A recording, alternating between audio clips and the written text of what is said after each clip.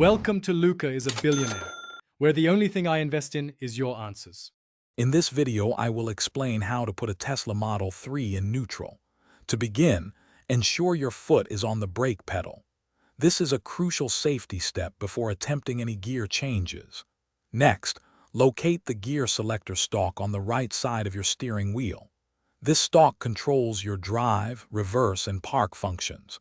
We will use this stalk to engage neutral. With your foot still firmly on the brake, gently push the gear stalk upwards.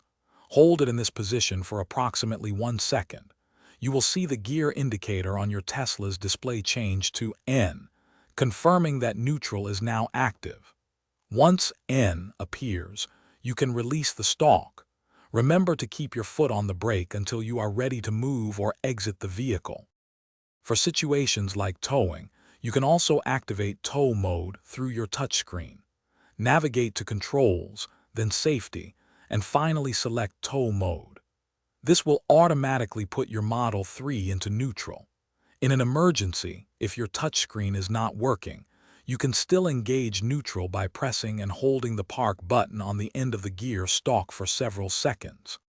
Always remember to engage the parking brake if you are leaving the vehicle, even for a short time.